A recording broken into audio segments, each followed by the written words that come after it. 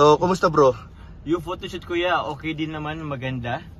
May nagsasabi na parang di naman ako kasi di ba 31 years old ako kuya. Di halata no? Di halata, so. Si Carla ba bro? Ay nakikita mo na bro na parang makakasama mo in the future. Yung ano ba bro, yung age gap ba sa'yo ay, is it really matter sa panliligaw? Siguro konti lang, pero age gap. Po, congrats kay Maestro 21 TV. Congrats! Siya pong pinanghalpon na Best Reactor ngayong buwan po ng January 2024.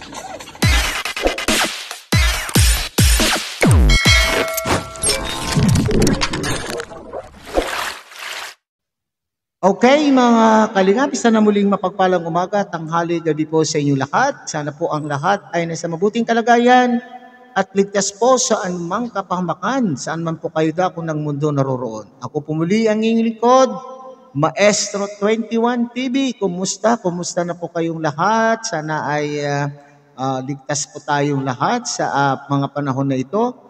Okay, so sa ating pong reaction video na ating gagawin ngayon sa araw na ito, ay tayo po ay magbibigay ng opinion, kaunting kuro-kuro, komento at reaction po sa naging interview po ni Kuya James kay Kalingap Jomar o kay Papa Jomar, at may mga nasagot siya po doon o may naibunyag o mayroon po siyang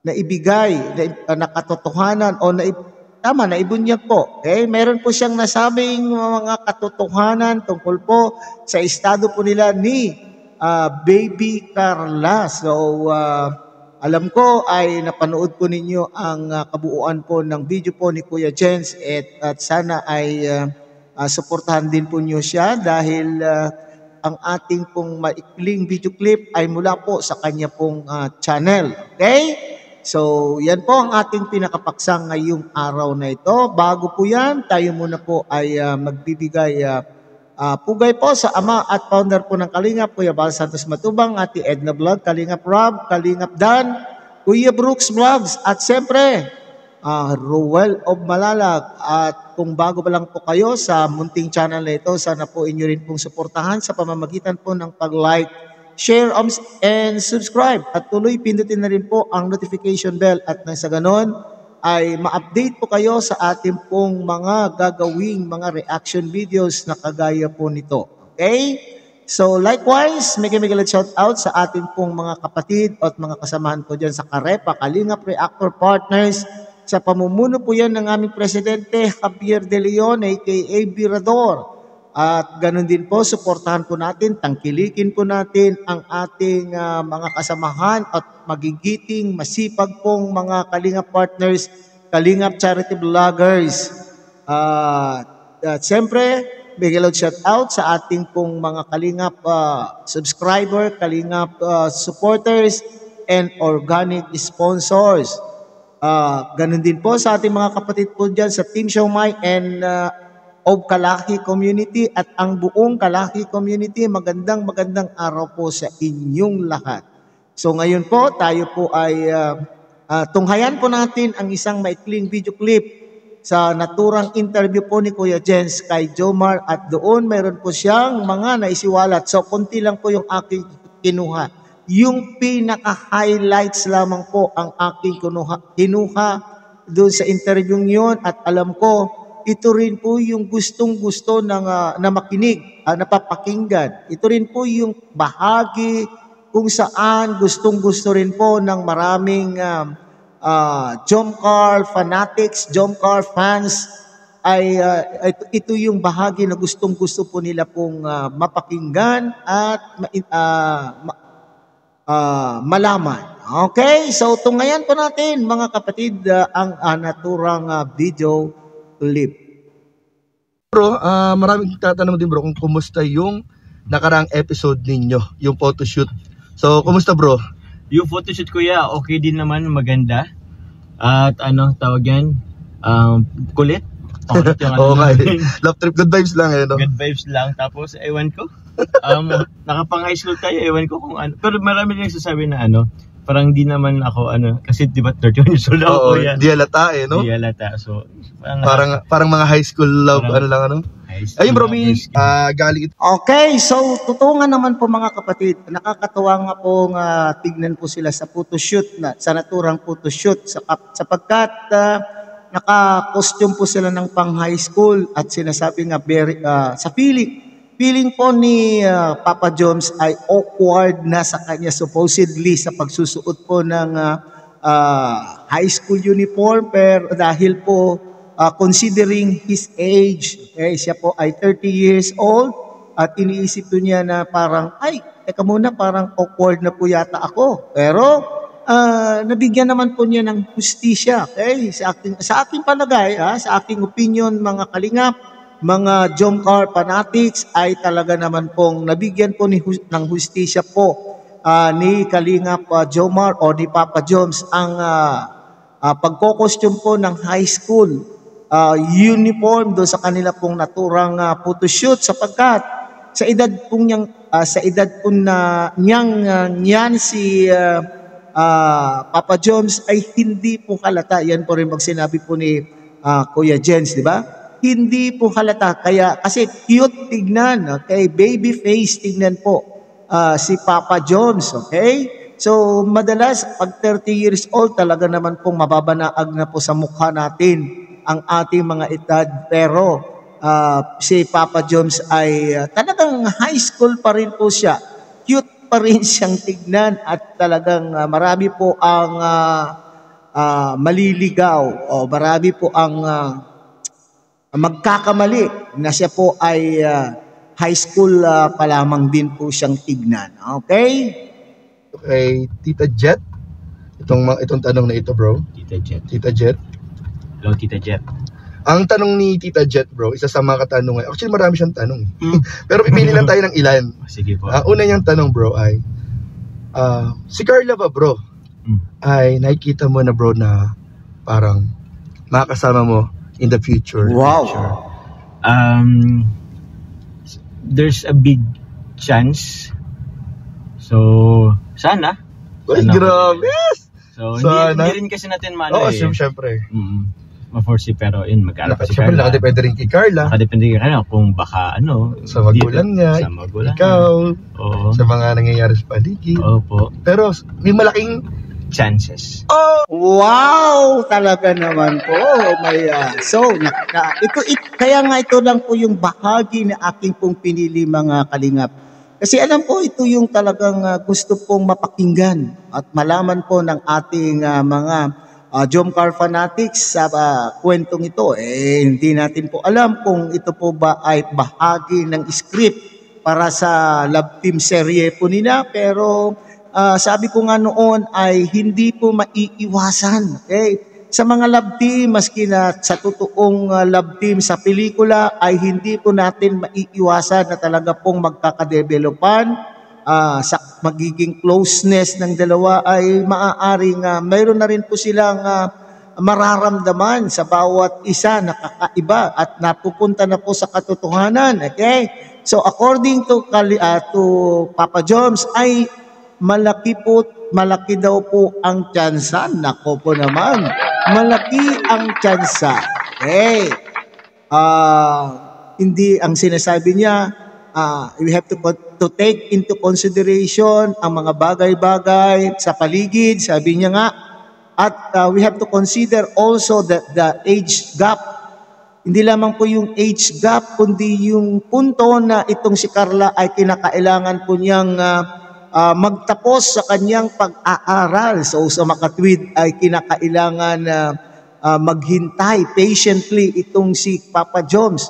Kung ito ay babagsak, kung ito ay mauuwi sa katotohanan, kinakailangan pong magsakripisyo po si Papa Joms sa paghihintay po kay Baby Carla hanggang ito po ay makatapos. So yun po yung sinasabi po dito ni Papa Joms na kinakailangan i-consider na makatapos po si Baby Carla bago po mauwi doon sa katotohanan. As to the parents naman, alam po naman po natin, meron na po na tayong napanood na video na ang 101% okay, ng video po ng magulang po ni Carla na ang kanila pong 101% ay pinagkakatiwala o ibinibigay nila yung 101% na tiwala po kay Papa Jom. So sana ito po ay hindi ito masisira dahil napakalaki po yung pagtitiwala na ibinibigay po ng parents po ni Baby Carla kay Papa Jom. So ipagpatuloy po nga natin mga kalingap. Oh, May grabe. chances naman. Okay. Pero sa ngayon na ano pa, kumbaga, in-enjoy lang namin kung anong meron sa Ay, para narinig ko kay Carla yan. Sinabi rin niya na enjoy nyo muna yung kung anong meron kayong dalawa. Opo. Grabe. Yung ano ba bro, yung age gap ba sa'yo ay, is it really matter sa panliligaw? Siguro konti lang, pero age gap?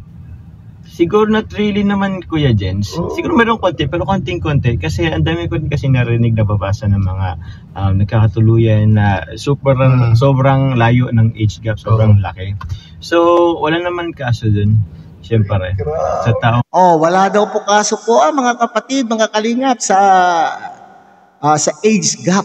Okay? Totoo naman po yun. Okay? Lalo kung ang lalaki po ang mas may edad, wala pong kaso po yun. Alam po naman po natin, mayroon po tayong kilala po dyan sa showbiz na napakalayo-layo po ang kanila pong age gap, ang kanila pong agwat ng kanila pong mga edad. Okay, so ang sinasabi po dito ni Papa Joms, may konti lang po sigurong anong tawag doon, issue. May konting usapin tungkol po pagka sila po ay malayo ang agwat. Kasi kagaya niyan, kapag bata, yung babae, siyempre iba rin po yung interest ng bata kaysa doon sa interest. Walang interest po ng lalaki. So, di ba pag magkasundo po ang magjowa ay kinakailangan may karoon po kayo ng common interest. Pero, kunti lang daw naman po ang problema kung sakasakali, sabi po ni Papa Jones, para sa akin ay hindi hadlang ang edad. Ang mahirap po dito, mahirap po sa lalaki kapag may edad at mas bata ang babae, wala po akong masyadong nakikitang problema. Pero kung baliktarin po natin, kung ang babae po ang malayo ang agwat sa edad po ng lalaki, doon po yata tayo magkakaproblema. Okay? Doon po magkakaroon ng mga ilang problema gaya po ng mga interest po ninyo. Kinakailangan ay kaagapay o katuwang po ng babae ang kanyang asawang lalaki sa pagsama sa mga kinahihiligan niya. Kung anong halimbawa naman ay ang kinahihiligan ng lalaki is sports. Siyempre, kung malaki ang agwat ng edad po ng babae doon sa lalaki, hindi na po siya makakahabol doon sa kung ano pong mga activities na ginagawa po ng kanya pong jowa kung sakasakali. Hindi po ba? Okay, so yan So walang problema po kay Papa Jones at wala siyang nakikitang issue. Mayroon man, konti lamang po siguro. Alright. Umalag. Bro, kinikilig. Hindi nila makita yung reaction ko. Pero bro, gusto kong sumigaw dito sa loob. At least tayo nandito sa loob ng sasakyan eh. May makasigaw tayo. Grabe. Bro, nakakakilig kahit ako lang. Nakakakilig ako mag-interview. Oo nga naman, nakakatilig nga daw. Interview. Ito pa bro, may tanong pa. Sige. Sino ang mas madalas manuyo sa inyo ni Carla pag may tampo? Akong tanong, sino ang mas madalas magtampo? Ikaw o si Carla? Iwan ko parang si Carla. Sino ang mas mabilis manuyo? Or sino mahilig manuyo?